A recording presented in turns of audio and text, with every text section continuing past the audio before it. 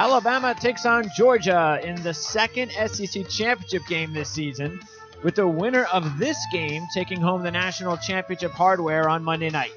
We'll recap the semifinal games, preview the title game, and offer analysis on whether Central Florida should be claiming their own national title, and much more as we go one-on-one with Mike Huguenin, covering college football for nearly 30 years and the current managing editor for GridironNow.com on the OFN Meeting Room with Greg DePalma.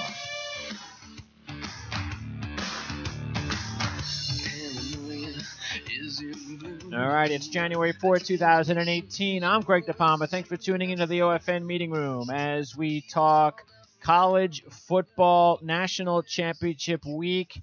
That's right, less than a week away, and the season will be over, unfortunately, but we have one more big game to go. We're going to talk that game and much more with Mike Huguenin. Mike, thanks for coming back and joining us today. No, I always enjoy being on. Thanks for having me on. Appreciate it, Mike. So big week, of course, a timely situation that we started talking, and, of course, the fact that you guys over at Gridiron Now have most of your content tailored towards the SEC. So that must make you guys feel pretty good about having two SEC teams in the national championship game to cover. Well, it certainly makes fan interest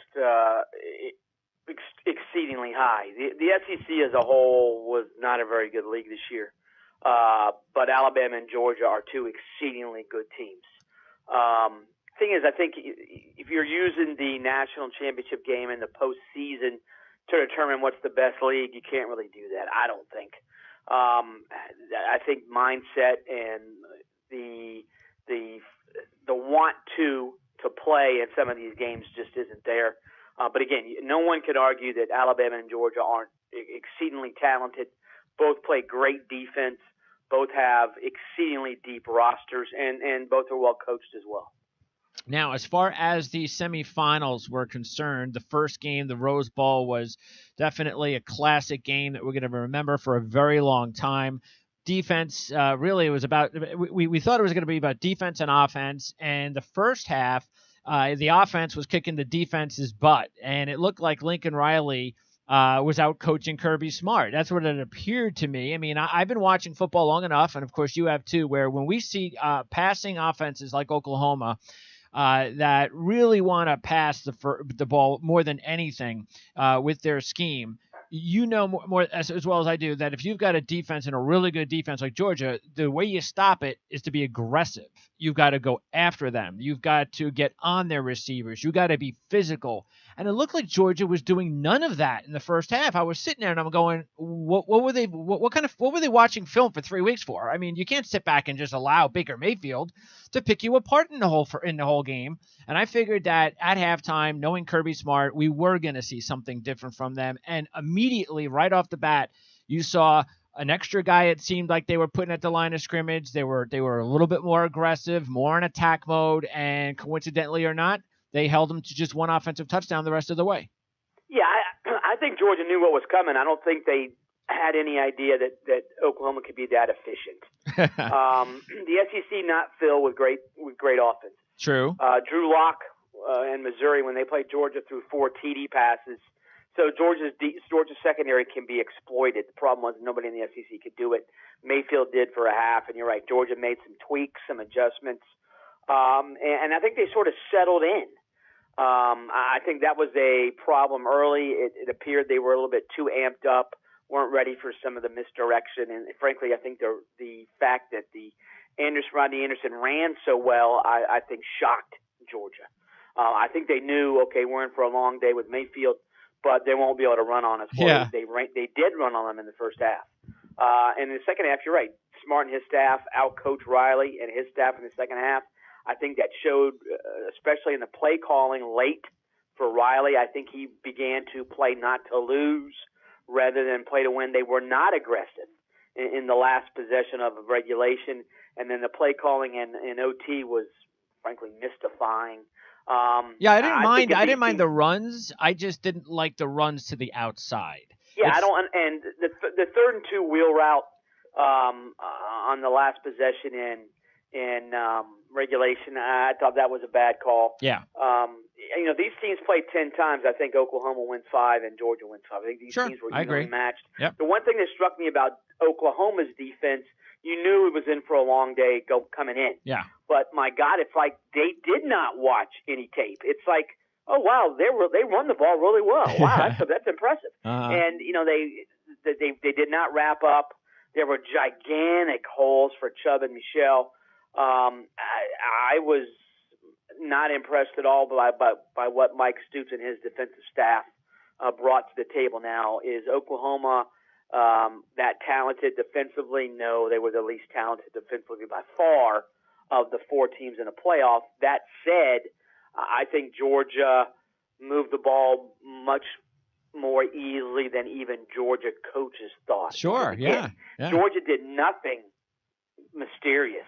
They lined up, ran the ball like they have all year, and it worked. They didn't need to do anything else. So I would argue in the first half, some of Jim Chaney's play calls, why did they throw the ball? Yeah, I agree. Second half, they got back to what they do. Yep. They ran the ball 2/3 of the time and just gashed Oklahoma all game. Yeah, there was some play calling in the game where, and I understand you have to keep them off balance with throwing the ball every once in a while, but I was like, what are you doing? Run the ball. Right. Why are you throwing the ball? Run the ball. Just, they can't stop you. So why they you? And why put Georgia yourself? ran for almost 10 yards a carry. Yeah. That's SEC versus FCS numbers. And this was in a national playoff semifinal. The Michelle 75-yard TD run, I'm not sure he was touched. And Oklahoma is speedy on offense. Boy, I thought they were slow on defense, and that surprised me by how slow they looked on defense. I think I was really impressed with Georgia's offense, and how could you not be, no matter how bad Oklahoma's defense was. We all did not expect Georgia's offense to look that dominating. And, yeah, I do think that you can blame Oklahoma's defense, but we all knew that Georgia was going to be able to have a certain amount of success against Oklahoma's defense. Amount, right? Yes. Not as much as they did. I mean, it was, again, 10 yards a carry. That's incredible in a game of that magnitude, and they were just blowing guys off the ball.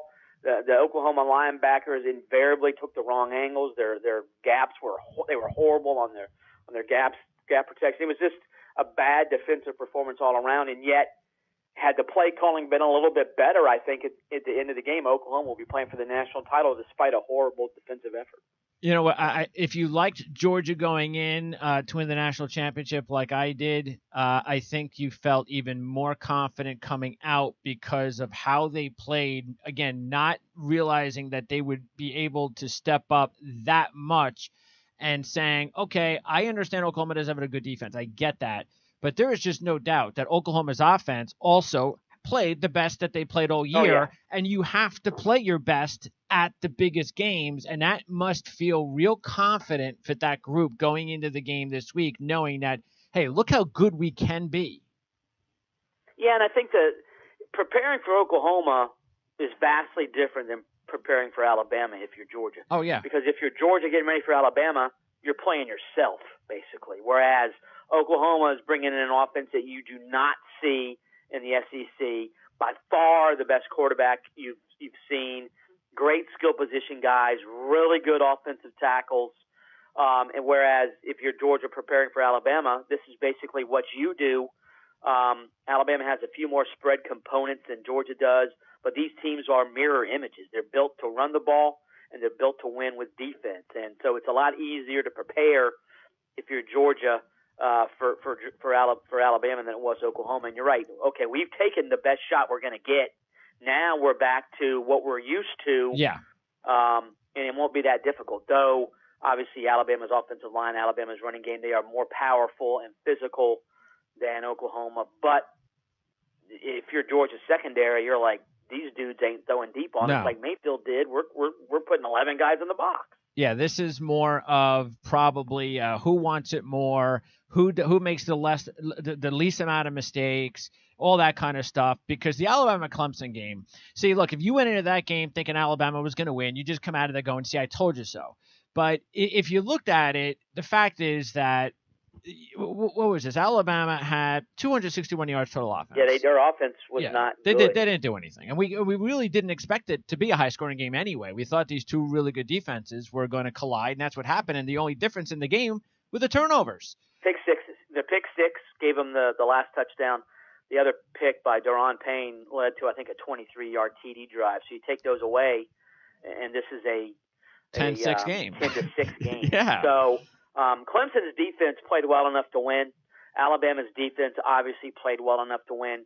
And only in this game did Alabama's offense play well enough to win, because this was not a game where the offense was asked to do much. I'm not sure they can do much more against Georgia. No. The difference, obviously, is I'm not sure Georgia's going to be nearly as effective on the ground as it was against Oklahoma. It's not going to be as effective. No, not even close. Alabama ain't going to let Georgia run one. Yeah, no, not even close. But I think that if you look at the game, if Alabama is going to win this game, in my mind, they're going to have to win the game in a similar fashion. They're going to have to win the turnover battle. They're going to have to get a big turnover to set up some offensive scores, because I just think Georgia's offense right now is just better than Alabama's. It's better than Alabama, right? And you're right. This is a coach speak game, and by that I mean you hear coaches talk about, special teams are big, turnovers are big. Well, yeah, they're going to be huge in this game. Clemson's special teams, the punting especially, was horrendous. Yeah. The Oklahoma squib kick at the end of the first half. Yeah. Horrible. Yeah. Huge momentum swing. Uh-huh. Alabama's field goal kicker, Papanastos, is not good. They have a great punter, though. So this is a game where, this is a 1970s style SEC game where if you scored 17 points, oh my God, our offense is fantastic. If either team gets to 20, I'll be surprised, frankly. But you're right. Hurts and versus Fromm is interesting, because Hurts can hurt you, obviously, with his legs, and Fromm's not going to. No.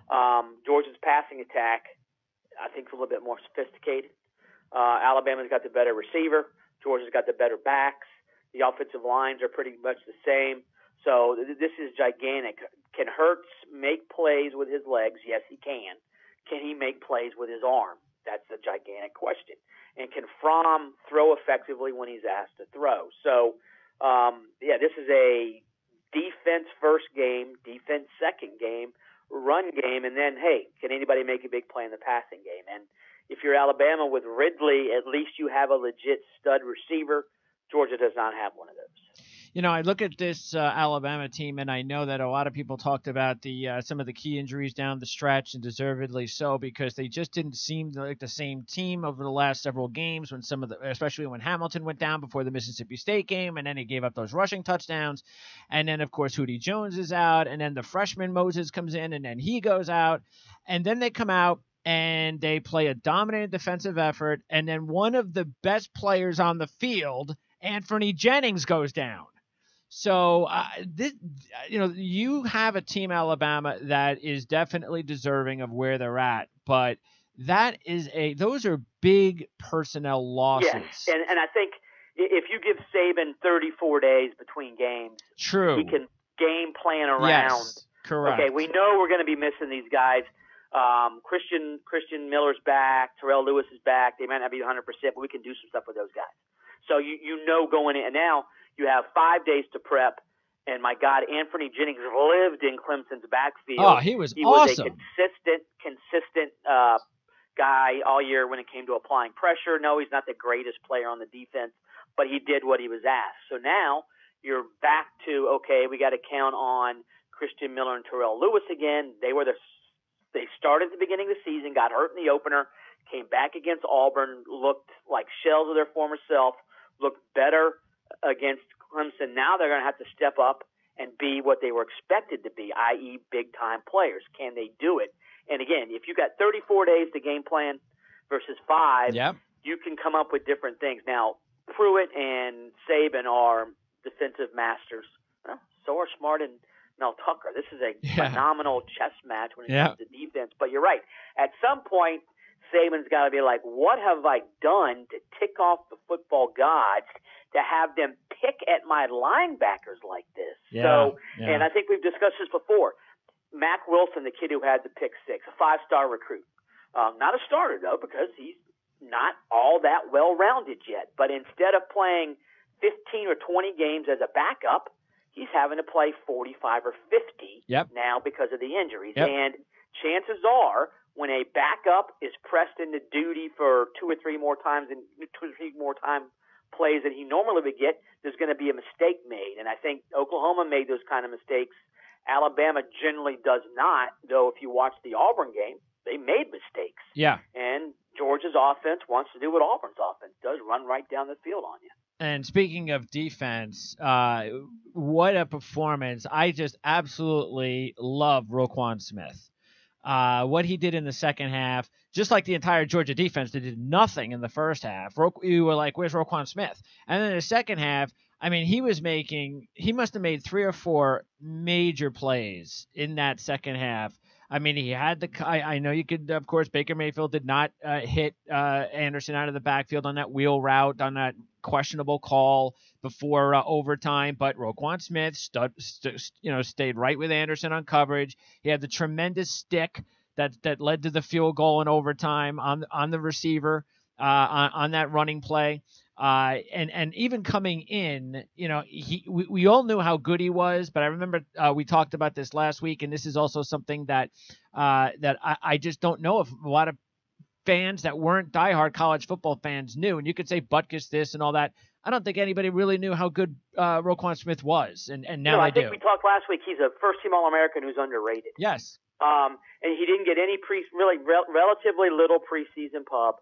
The guy is a legit 3-down linebacker, and you're right. I'll admit, one of the reasons I didn't think the wheel route was a good call, it was extremely well covered. But you're right. I mean, my presumption is Oklahoma's thinking they can't stay with our back out of the backfield. He'll be wide open, and he wasn't wide open, which led to an overthrow. Yes. And most teams maybe Anderson's 3 or 4 yards beyond the linebacker, and Mayfield can sort of float it in there, and it pays off huge. But I mean, Roquan Smith, you're right. He knocks the snot out of you against the run. He runs sideline to sideline. He runs forward and backward. He can cover the pass. He is just a legit stud linebacker. And you're right. I mean, he's from Montezuma, Georgia, a town of about 1,000 people. He's just exceedingly gifted, nice kid, plays extremely hard. And he'll be, when you watch the game Monday night, when Alabama runs the ball, Roquan Smith will be in the picture every single time because he's always around the ball. So the key for him in Georgia is he making the tackle 6 yards downfield or right at the line of scrimmage? And obviously that's the big key for Alabama as well. You can't let Chubb or Michelle get going. But Roquan Smith, you're right. I mean, I think we talked about this last week. You don't tune into a game to watch a linebacker or a DB play. But in this game Monday night, you're not only going to have Roquan Smith, you're going to have Minkah Fitzpatrick. Yeah. I mean, that's big-time talents who are going to be big-time NFL stars. Yeah, what about speaking of Fitzpatrick? Now we know Fitzpatrick has he already as far as the players and the list of players that are declaring or have to declare by next week. Are there any players out there that do you think there'll be any surprises of players that we're expecting to go pro? No, I mean I think Fitzpatrick. Nobody from Georgia or Alabama obviously has said yet, but Roquan Smith's going. Minkah Fitzpatrick's going. Ridley's going. One reason Ridley's going, I think he'll be 23 years old next week or the week after. So, these guys, this is your last chance to watch them in a college uniform. And I think that they know it. Generally, high-level players want to make high-level plays in high-level games. So Roquan Smith, Minkah Fitzpatrick, Calvin Ridley, those guys should be primed Monday to put on a show in their final college game. And, those guys, they're gone. Just go ahead and mark them into your mock draft because they're going to be there. And, of course, all the quarterbacks are now in. So which is every year, oh, my God, is Josh Rosen really going to go? Yeah. Is Sam Darnold really going to go? They can come back and get better. Well, everybody can get better. But why would you turn down that much money? Yeah. And in Josh Rosen's case, there's no way he's going to play for Chip Kelly. That offense does not suit him. And frankly, I think if you ask Kelly in his heart of hearts, he's like, yeah, good that he left because he can't play my offense. Sure. So can Darnold be more consistent? Yeah. But again, I'll learn on the job for $50 million too. So. Yeah, it should be very interesting as always with the draft, and you have so many teams needing quarterbacks, including teams like say the Buffalo Bills, who are in a spot where they're in the playoffs now, and they were giving guys away because they were stocking up for the draft because they wanted a quarterback, and now they're really going to have to pay for it because of how far down on the draft board they are. So there's just so many teams. It's going to be a real exciting follow. And, of course, Baker Mayfield is going to be somebody that everybody's going to have a different opinion on. Yes. I thought Mike Golick was a little rough on him the other day, making it sound like that because he played in the Big 12 that we kind of got an opportunity to see what would happen in the second half when he goes up against SEC defenses. Yeah, but did you forget about the first half? I mean, exactly, and that's the thing. I mean, Mayfield on the right team can be a good player. Yeah, a really good NFL quarterback. He goes to the wrong team. He doesn't fit as many schemes as a Darnold would. But presumably NFL teams know that, and there's got to be a smart GM out there, a smart coach out there who realizes I can take advantage of this guy's skill set, and we can be pretty darn good offensively with him at quarterback. Now, is he ready for the NFL? No. But again, neither is Sam Darnold. So, and my presumption is there's going to be at least 4 quarterbacks in the first round because Josh Allen is going too, and he may have the highest upside, even though he had by far the least acclaimed college career at Wyoming. So, it's going to be an interesting draft for quarterbacks, unquestionably. But Mayfield fits fewer schemes, but the right team, the right coach, he can be good. And that's the thing. I think college. That's why I enjoy college football more than pro football, because I think too many pro coaches coach not to lose one. And this is what I do. I'm going to make this kid fit into what I do. Whereas I think more college coaches are willing to sort of maybe jerry-rig their program or, their scheme for a year or two to be the best fit. Like Michigan, for instance, Shea Patterson transferring in from Ole Miss. Shea Patterson is not a drop-back passer. So unless Michigan wants to look stupid, it's going to have to tweak its offense to take advantage of Shea Patterson. And that's the same thing with Mayfield going to the NFL. No, you don't want him running around like he did at Oklahoma, but you also don't want him, Baker, you have to stay in the pocket, son. You can't be doing this kind of stuff. You can't tell Baker Mayfield that. Yeah, actually, that's the reason why. I've been touting Mayfield. I was expecting the Jets to get my team like maybe the 10th pick, which they were about a month and a half ago, and then all of a sudden it's the 6th pick. But still, at that point, I was like, you know what? I really want Baker Mayfield on the Jets, and there were a few reasons why. But one of them is that I actually think that he does fit with their system. Because I find it ironic how everybody was saying that Chad Morton is passing the ball too much. He's got that New Orleans offense where he came from. Well, look who was at New Orleans. Exactly, and Drew Brees. Right. That's the kind of that is a more not that an NFL offense can be as freewheeling as a spread attack in college ball, but you're right. The Saints to me have a freewheeling offense. The old Rams under Mike Martz had a freewheeling offense, and that's the kind of team that Mayfield needs to play for. A coach who's going to let him sort of be, you got to rein him in some. Sure. And I'm sure Mayfield gets that, and the fan base should get that. But you can't pigeonhole him, the round peg square hole syndrome. No. You can't draft Baker Mayfield and say, Baker, we're a 7-step drop. That's what you're going to be doing. No, you can't do that to him. I don't know, of course, we got a long way to go to find out about the All-Star games and the Combine and such. But if I had to predict today, I am going to tell you right now, my prediction is 4 quarterbacks top 10. And the reason I'm saying that is because I know how these teams are. We saw it last year. Nobody expected Pat Mahomes to go as high as he did. Nobody expected any. That's what happens every year. These teams are so desperate to grab these quarterbacks that they will take them 10 or 15 spots higher than anybody imagines because they have to get one. Right, and that's the Pat Mahomes. You talk about Big 12 quarterbacks. Mahomes is an interesting prospect. He comes into the league as a first-round pick, doesn't have to play right away.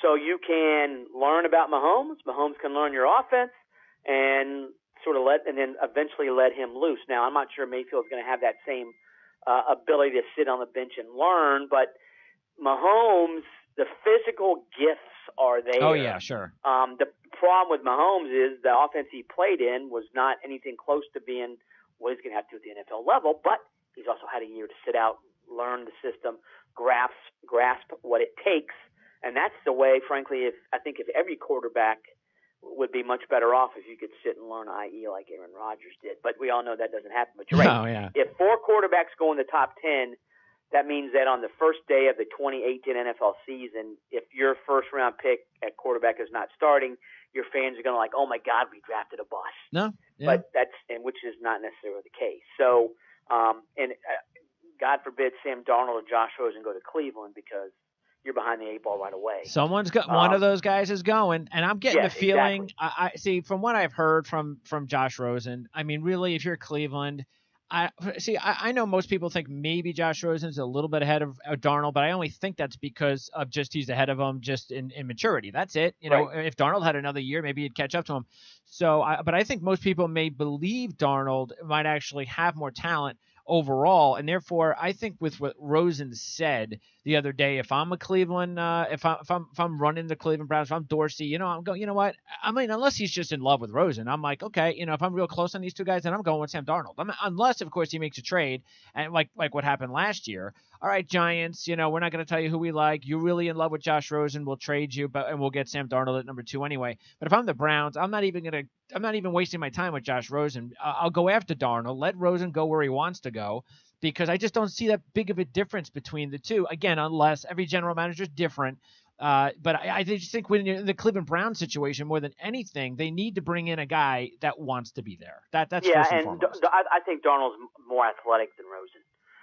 But you're right, Rosen, I know he missed half his sophomore season, but he also has obviously an extra half season of play. Sure. Whereas Darnold's a third-year sophomore, only played for 2 years and only started, I think he began as a starter the 4th game of the 2016 season. Yeah, that's true. Yeah, he's not as seasoned as Rosen, but and those guys, that's going to be an interesting decision for all these quarterbacks. You're right, they're all going to be overdrafted, I think. Because is Sam Darnold the best player in the draft? No. Will he go first? Yeah, probably, because he's a quarterback. So every quarterback is overdrafted. Rarely is the top quarterback taking the actual best player in the draft. So it's going to be interesting to see what order the quarterbacks fall in, how high Arden Key goes, how high Saquon Barkley goes, how high Darius Geis goes. There's a lot of interesting players in this draft. How high will Calvin Ridley go? How high will Christian Kirk go? Kirk, you know, he's small. He could probably play in the slot. Got great value as a special teamer. Played with a very uneven quarterback situation all 3 years at A&M. Mm-hmm. So sure. You put him on a team with an established quarterback, maybe you look at Christian Kirk and go, oh, my God, he's an 80-catch guy right away. So it's going to be a fascinating draft for a lot of reasons, for a lot of big-name marquee guys. Now, what about a couple of the young quarterbacks that are going to be available? Because there's no way they're going to be back with their respective teams. One of them from the SEC and A.J. McCarron. The other one, Teddy Bridgewater.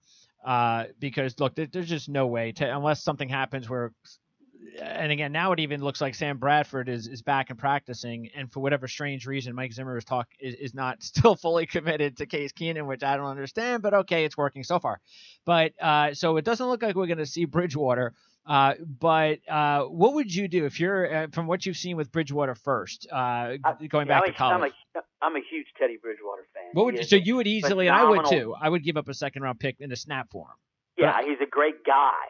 I spent a couple of years working at Rivals.com, Yahoo, and obviously that's a recruiting site. And the one thing, and we're talking to recruiting analysts, Bridgewater was like a Pied Piper. Everybody gravitated toward him because he was well-liked, treated everybody with tons of respect, just a nice guy. And I think, all that aside, I think he's a pretty good football player. Very scary situation. Obviously, people weren't sure he's ever going to play again. That would give me a teeny bit of pause. But sure. I like Teddy Bridgewater far more than A.J. McCarron. I think A.J. McCarron is a guy who has some talent. I don't think A.J. McCarron's an NFL starter. I think Teddy Bridgewater on the right team can be a starter. Yeah, McCarron is a guy that you should be able to get away with a 4th or 5th round draft pick, but and maybe a 4th, but 5th more than likely. But Bridgewater, and I think the injury is the only reason why he's not a 1st round guy, because you can't take a chance if you're an NFL team unless you've got a luxury of picks, or you feel that you're just a quarterback away, and then you're willing to give up like a late 1st round draft pick. But that injury definitely is got to be a concern. But we're going to see Teddy Bridgewater starting somewhere next year, no question about that. So that's, again, what makes it very interesting with the quarterback situation next year. As far as the running back situation going into this championship game, what's gone on with Bo Scarborough this year? Why hasn't he developed? I think Bo Scarborough is a perfect example of a guy who looks like he's going to be fantastic and really is just not that good.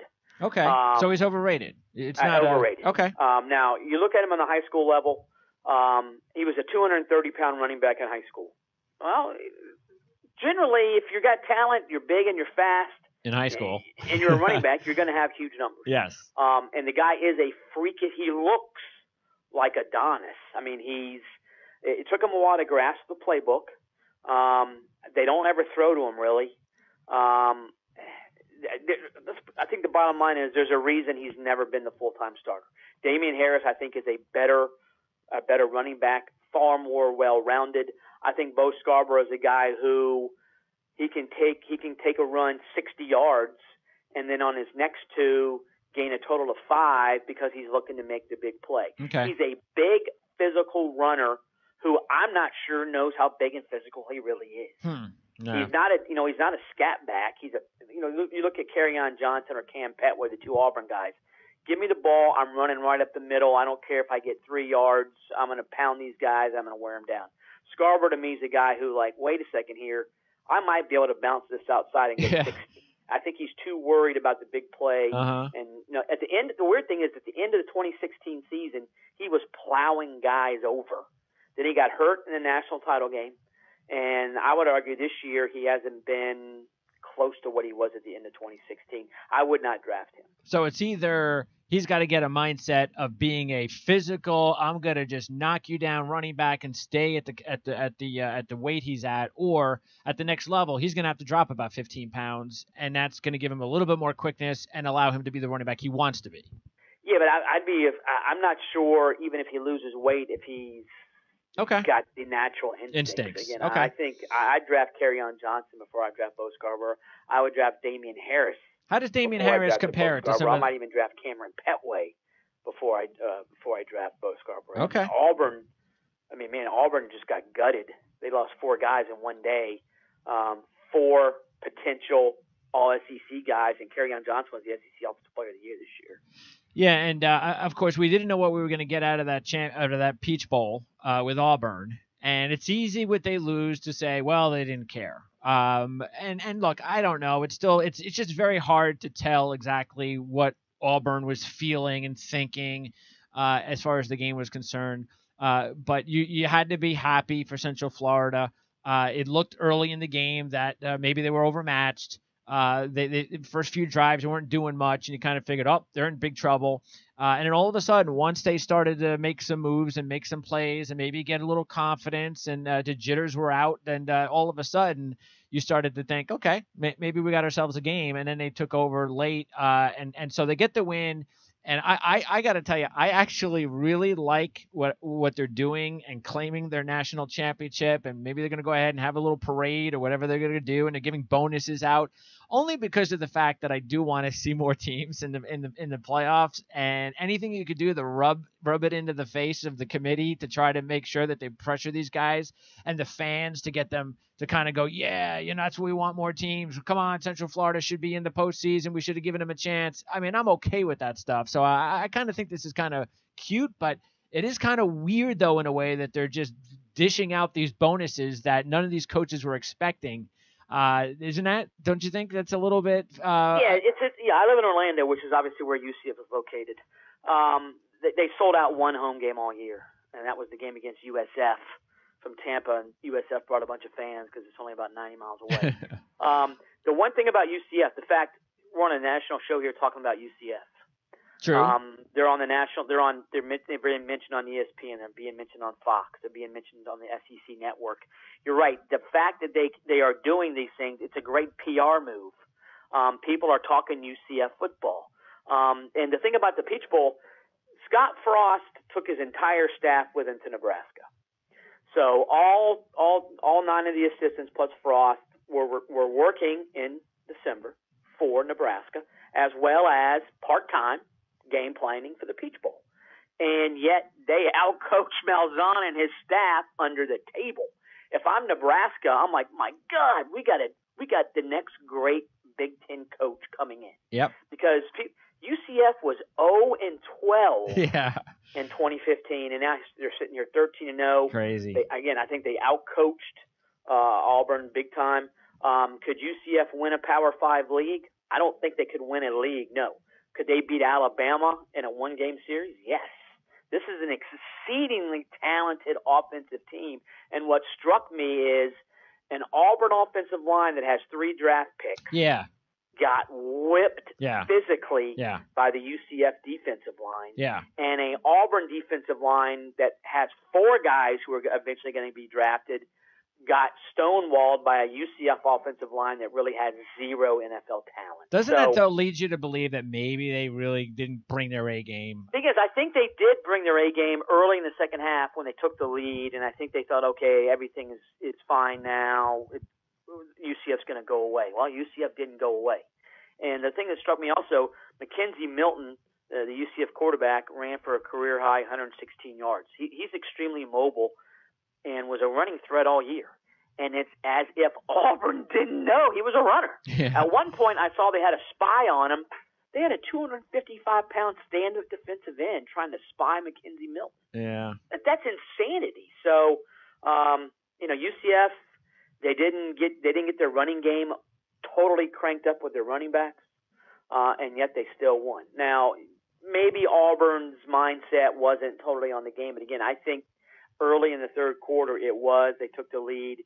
UCF punched back, and Auburn was like, oh, wow, these guys are here to play, and Auburn didn't respond all that well. I think UCF was better coached. I think UCF definitely wanted it more, and again, I think you're right. I think they're sort of like doing all this stuff to stick their finger in the eye of the football establishment, and it's working because, man, a lot of folks out there are ticked off that UCF's doing all this stuff. So if I'm a UCF administrator, I'm loving life because we're being talked about from LA to New York and everywhere in between. By the way, speaking of the running backs, we talked about Alabama's running backs. Chubb Michelle. Now it all is going to depend on which team wants which type of running back. So I don't think you can probably necessarily say, okay, well, this guy's better, or again, it's going to depend on what system. But I'm just a guy who prefers the bigger guys, the more physical guys. I'm a Chubb guy. But who do you think might have a more successful pro career? Well, Sony Michel is a great pass receiver. They were toying at the beginning of the season when they using him in the slot. I don't think they ever did. Another thing, I'm not sure how many plays they've actually had Chubb and Michel on the field at the same time. Mm-hmm. And that to me is a no-brainer. Yeah, sure. Again, I'm not sure if they've done it more than 5 or 6 times. Well, I do think it Monday. Michel, because of his pass catching ability, might actually appeal to more teams. Chubb is another guy who you hear great things about him, and they're all true. Phenomenal kid, super nice, incredible comeback from a really grotesque knee injury 2 years ago. Wasn't at 100% last year. He knew it, grinded through, had a chance to go pro last year, as did Michel. They both decided to come back because they wanted bigger things. And, you like guys like that. Yes. And you hope it pays off for them. I think Michel actually fits more teams because he is a that makes sense. Really good receiver. The thing is, they don't ever really throw to Chubb, though. And that's the one thing about a lot of college running backs. Nick Chubb can't catch. Well, we don't know if he can catch because they never threw to him. So it's like Derrick Henry out of Alabama. Oh, can he even pass block? No, because who knows? He never was asked. So Chubb's a good athlete. He's a smart kid. I think he can be effective too. But I think Michel's receiving ability is something that's overlooked by a lot of folks, and that dude's got a lot of speed. Yes. And think about this: they came in the same class. One from rural Georgia, Chubb. Michelle's from Fort Lauderdale area. They come in; they're the most productive running back duo in NCAA Division I history, and they're also the number 2 and 3 rushers in Georgia history. And given the incredible amount of talent that's run through Athens at running back, the fact that these guys were on the field the whole time together, not on the, but I mean at Georgia together, it's pretty remarkable the amount of talent Georgia has in its backfield. All right, now before I get a prediction on the game, one more big news item out of the SEC and National was Dave Aranda's new contract, defensive coordinator for LSU. Is that too much money? Yeah, I think it is. I think Dave Aranda is one of the best defensive coordinators in the country. To me, paying an assistant coach $2.5 million is obscene. We looked at some figures from the USA Coaches database. Not every coach is in there because some work for private schools and they don't have to provide their salary information. But Dave Aranda's 2018 salary of $2.5 million is more than 13 Power 5 coaches. Maybe. Wow. He makes more than Matt Campbell at Iowa State, for instance, is one. And at some point, college administrators love to say, players don't deserve to get paid. They don't need to get paid, blah, blah, blah. If you're building football facilities with putt-putt courses and lazy rivers, if you're building indoor practice facility that costs $11 million, if you're paying a defensive coordinator $2.5 million, don't tell me that there's not money there to be paying the players or that they don't deserve it. Because if Dave Aranda is making $2.5 million because of the dudes he's coaching. Sure. So the amount of money in college sports is obscene these days. I mean, I am an older guy, and remember when people forget, Jackie Sherrill became the first $100,000 coach. That was like in 1984, and here we are paying a coordinator $2.5 million. And people forget last year, this past season, 2017, Michigan had 3 assistants making more than $1 million a year. It's getting incredible. You got position coaches making $500,000. Who knew coaching was such a lucrative profession? Yeah, right. And as far as that is concerned, though, I mean, when you take a look at his future, that obviously has got to be a big boon, because now everybody knows. If you didn't know who he was before, you know who he is now, and that's going to help him out. So what is he? So when his contract is up, is it as simple as that? Unless, of course, who knows? Maybe he takes over the program at LSU if they're not happy with Orgeron. I think he'll become a head coach before his contract's up. It's fully guaranteed. They're not going to fire him, obviously. I think all the other assistants might at first go, wow, that's ridiculous. Then they realize, wait a second here, that's going to help me in the long run. That means I'm going to be making more money eventually as well. Yeah. No, but Dave Aranda, he did a great job at Utah State, did a great job at Wisconsin, has done a really nice job at LSU. I would argue that the LSU talent level this year is not up to what it has been the past 4 or 5. But this was huge for Orgeron too, because Orgeron came in last year. Why was he hired? He was not the best candidate. But anyway, so they bring in Matt Canada as the offensive coordinator. They have Aranda on the staff already. He stays. Orgeron says, I'm not going to meddle. I'm going to let my guys do what they do. I learned at Ole Miss not to meddle. Well, he's meddled on offense, and that's one reason that Matt Canada will be leaving shortly. They do not get along. If Aranda had left as well, that would have been a gigantic blow to Ed Orgeron and the LSU football program. The fact that they ponied up that much money to keep Dave Aranda, I think part of it is a reaction to, if he leaves, our head coach is further unmasked as a fraud. Because I don't think Ed Orgeron deserves to be an SEC. Yeah, I agree. Yeah. And keeping Aranda was vital. The guy is a phenomenal X's and O's guy, real good motivator, solid recruiter, just a football guy's football coach. The players like him. He gets out there, gets his hands dirty, knows what he's doing. But that was an extremely important hire, or extremely important rehiring, I guess, if you want to say. Not that he left and came back, but not letting him go was vital for LSU, because they would have left Ed Orgeron sitting there looking for two coordinators, and that's not a good thing. By the way, are they going to get themselves a quarterback? Do they have any kids coming in there that they recruited? Because they when Les Miles was there, they made, even though Les Miles ran a pro set offense, they went out and seemingly signed all these dual threat guys, Brandon Harris, Brandon Jennings, and they never fit. Now the weird thing is, last year they signed a real good drop back passer, Miles Brennan, and an interesting dual threat guy, Lowell Narcisse, who was coming off an ACL. Now Narcisse at the end of the year in practice supposedly was looking really good. Miles Brennan was the backup. He played some. The presumption is that Orgeron is more comfortable with a pro set attack with spread components. So spring practice, let's see who he hires. But spring practice could be interesting. I don't know if anybody truly thinks Miles Brennan is a superstar or a Lowell Narcisse is a superstar. But, man, they got some interesting receivers there. Totally underutilized. But they're also losing their top two running backs. Who's their next great running back? They always have a great running back. That's a good question. I'm not sure they have one. The third stringer was a guy named Clyde Edwards-Helaire, a freshman, who was 5'7".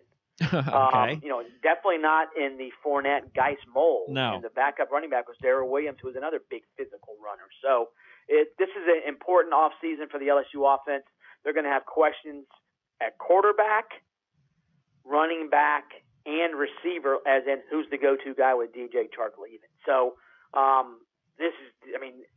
those people who don't think Ed Orgeron is a good head coach are going to have more ammunition, I think, in 2018, because that offense could be absolutely brutal. Well, and it hasn't really all been that great. Well, at least the passing game hasn't been all that great for years. The bowl game, the Citrus Bowl against Notre Dame, 4.5 inch with Darius Geis.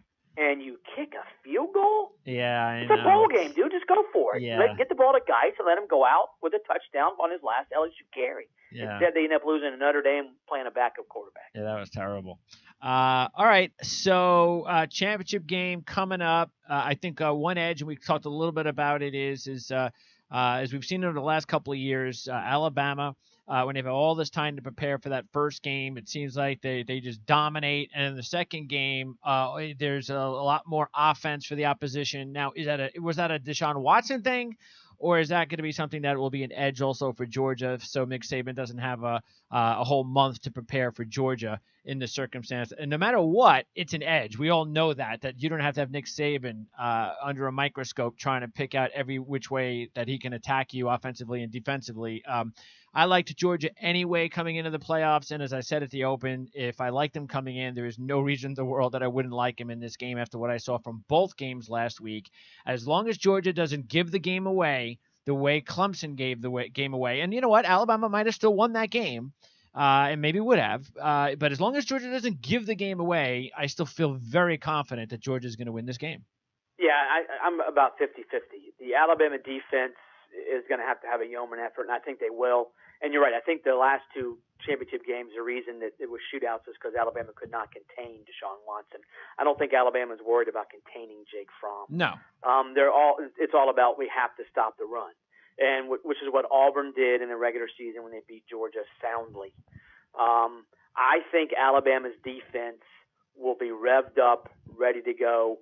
I think this is going to be like a 17-13 game, and I think Alabama's going to win. Alabama, I thought going into the season, was the most talented team. I wonder what Brian DeBall would do with the offense. I'll admit I'm not very impressed. But I think the Alabama defense is good enough, even without Anthony Jennings, even without Sean Dion Hamilton, to do some things. And I think one reason you're going to see Minkah Fitzpatrick playing near the line of scrimmage a heck of a lot more than he usually does. I think Alabama's basically going to tell Georgia, we dare you to throw the ball. We double dog dare you to throw the ball. We triple dog dare you to throw the ball. You ain't going to beat us throwing the ball, and we're not going to let you run on us. And I think Georgia's offense won't be nearly as effective, and I think Alabama's offense can do some things to Georgia's defense because of Jalen Hurts. What about, by the way, what about the flip side with Georgia's offense and what they're going to bring to the table as far as Cheney and the coaching staff offensively for Georgia compared to what they're going to, we all know what they're going up against defensively, but everybody's talking about Smart and Tucker and Saban and so forth. And even, Daboll is because of what happened last year with Alabama's offense. But what about Georgia and their coaching staff on offense? Can they do something different in this game, or can they at least either outcoach or make sure they're not going to get outcoached in this game? I don't think you can outcoach Nick Saban, though Clemson's defense did the last 2 years. We talked earlier about the fact that Georgia threw the ball too much against Oklahoma. Yeah. We both thought in the first half. Yeah. I think that this might be a game where they come out trying to do the exact same thing. I don't think you can make your living coming out and being who you are. Georgia in the regular season ran the ball 71% of plays from scrimmage. Well, you ain't going to do that and beat Alabama, I don't think. You got to have some passes. You got to have some deep passes. You got to loosen them up.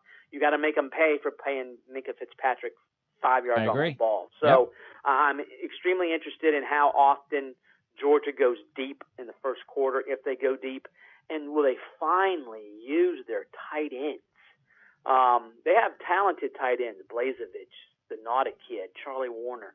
I think they combined for like 21 or 22 catches this year. They threw one ball to a tight end in the Rose Bowl. It was behind Nauta. Maybe could have caught it, but he didn't. In my presumption, Alabama the last 2 years, man, unleashed O.J. Howard on Clemson. This could be an interesting game to see if Georgia decides to use its tight ends against Alabama. Georgia's tight ends, for the most part this year, have just been used as blockers. They seal the edge on the run, sort of serve as extra offensive tackles. It'll be interesting to see if they try to throw to them. That would be the wrinkle I'm interested to see if Cheney adds. But both these teams, Auburn beat both these teams basically by just being more physical. And when it comes down to it, I think in this game, Saban realizes if I'm more physical, I'm going to win.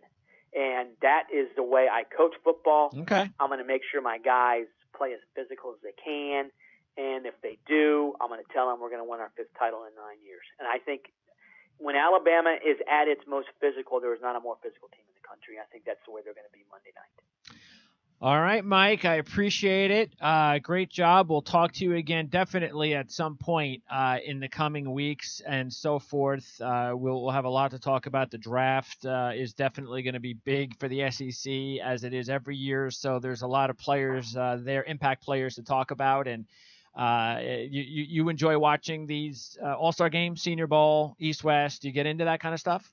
Oh, yeah. I went to the Shrine game a couple years ago when I worked at NFL.com. And I didn't go to the game. I went to the practice sessions. And they were they're better. Incredibly fun to watch.